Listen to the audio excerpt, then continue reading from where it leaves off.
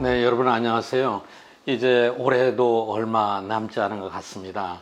2021년이 다가오면서 내년에 대한 여러 가지 전망이 나옵니다. 그 중에서도 여러분 상당히 궁금해 하시는 것 중에 하나가 내년에 세계 주식시장이 어떻게 될 거냐. 물론 이제 한국의 주식시장에 대한 전망도 많지만 그래도 세계 경제에 가장 큰 영향을 미치는 것은 역시 미국의 월가가 어떻게 될 거냐. 이런 전망이 중요할 것 같아요. 그런데 최근에 보니까 미국의 증권시장의 전망이 여러 애널리스트들, 권위 있는 기관들에서 많이 나와 있어요. 그래서 제가 이거 몇 가지를 소개하려고 합니다. 기본적으로 기대감이 많고요. 많은 애널리스트들이 내년에 증권시장이 상당히 화랑을 보일 걸로 예측하고 있더라고요. 그 원인은 몇 가지가 있습니다. 일단 코비드-19, 코로나의 백신 접종이 내년에 늦어도 1, 4분기부터는 시작이 될 거고요. 또 바이든 정부가 출범하면서 어떻게든 과거와 다른 방식으로 더 적극적으로 경기 부양을 지속적으로 경기 부양을 위해서 노력할 거고요. 그 다음에 이제 여러분 돈이 많이 풀려 있잖아요. 저금리가 지속될 거고요. 그리고 미국의 연준에서도 저금리를 지속시키겠다는 그러한 정책을 이미 표명했고요. 그리고 제넷 옐렌을 재무장관으로 임명하면서부터 경기 부양에 대한 기대 이런 것들이 다 겹쳐가지고 여러 가지 관점에서 2021년에 월가는 상당히 강세를 보일 거다. 이런 전망이 많이 있습니다. 자, 우선 기관별로 몇 가지 소개해 드릴까요? 오늘이 11월 25일인데 미국의 대표적인 지수인 S&P 500이 약 한 3,630 정도 됐습니다. 그런데 JP 모간은 내년에 이게 목표 지수가 4,500이 될 거다. 이렇게 높게 예상하고 있어요. 그래서 내년 역시 최근 몇 년 동안 보기 드문 강세장이 될 거다. 이렇게 얘기하고 있습니다. 그 근거는 앞에 말씀드린 거하고 많이 겹칩니다.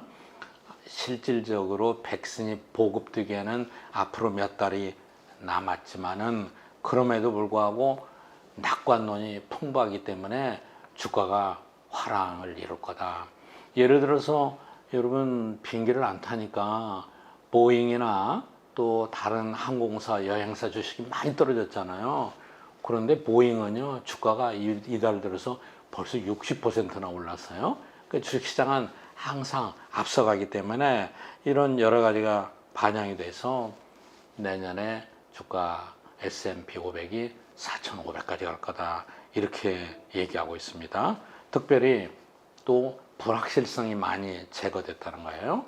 글로벌 무역 분쟁, 중국과 미국, 트럼프는 굉장히 강성했잖아요. 바이든이 오면서 바이든이 글로벌리즘을 주장하니까 조금 더 완화될 거다. 그 다음에 코비드-19 코로나 유행이 백신으로 어느 정도 잠재워질 가능성이 있다.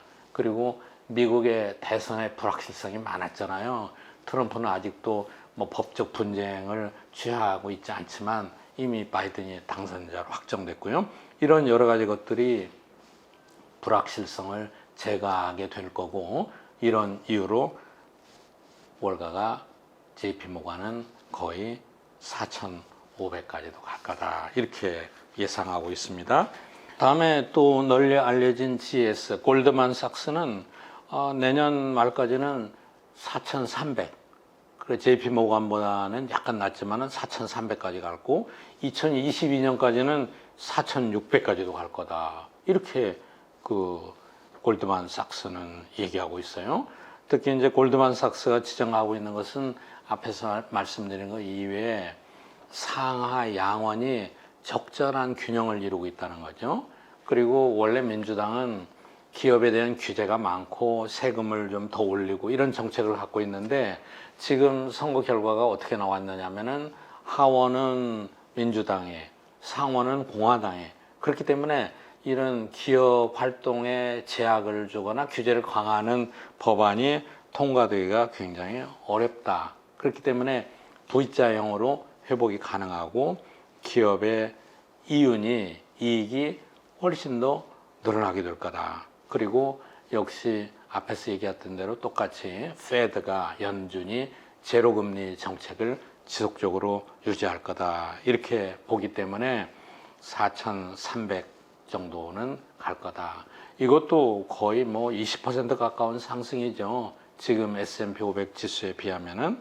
그런데 골드만삭스는 투자자에게 이런 걸 권했더라고요. 바벨 전략.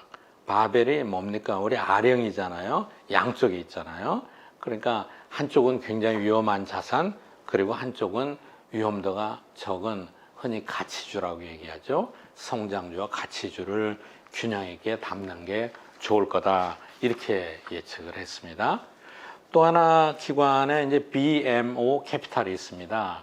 BMO 캐피탈은 앞에 JP 모간이나 골드만삭스보다는 약간 낮은데 그래도 4,200가지를 예상했어요. 그래서 2021년에는 역시 주식을 사라. 올해 연말을 넘기면서 주식을 가지고 새해로 가는 게 좋겠다. 이렇게 얘기를 하고 있습니다. 그래서 BMO도 비슷한 이유입니다. 백신이 보급된 이후에 상당 기간 동안에 경제 환경이 기업에게 굉장히 유리한 환경이 전개될 거다. 따라서 주식시장은 화랑을 보일 거다. 다음에 크레딧 스위스.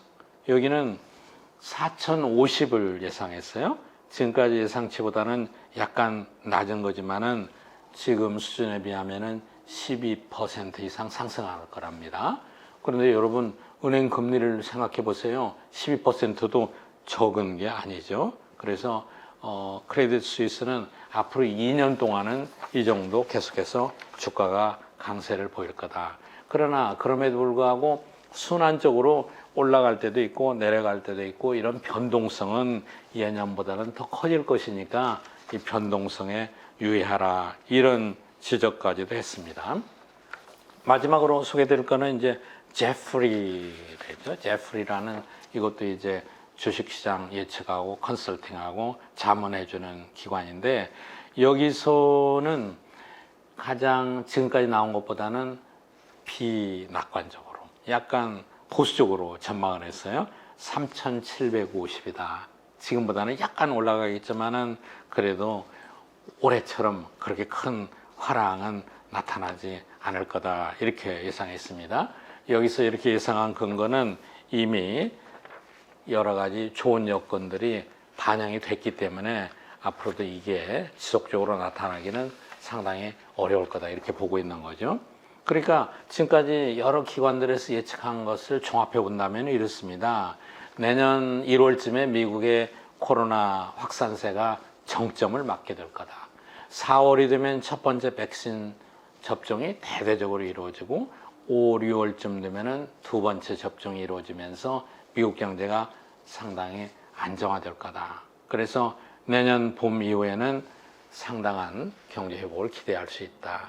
그리고 페드는 내년에도 지속적으로 저금리를 유지할 거고 미국의 재정 지출 확대가 크게 있을 거고 이렇게 보면은 여러분 기대를 해도 좋을 것 같습니다. 그러나 저는 주식을 아주 결정적으로 이렇게 될 거라고 얘기하기가 항상 두렵습니다. 그래서 제가 외부 전문기관들의 내용을 소개하면서 항상 이런 부탁을 드리고 싶습니다. 여러분 워렌 버핏이 얘기한 거 들으셨었죠? 항상 벽에다가 증권시장이 패닉으로 폭락했다는 기사를 붙여놨다는 거 아닙니까? 증권시장은 언제든지 떨어질 수 있는 가능성이 있기 때문에 여러분 그거를 꼭 염두에 두셔야만 될 겁니다. 어찌됐든 내년에는 올해보다 좀 모든 게 좋아졌으면 좋겠어요. 여러분 감사합니다.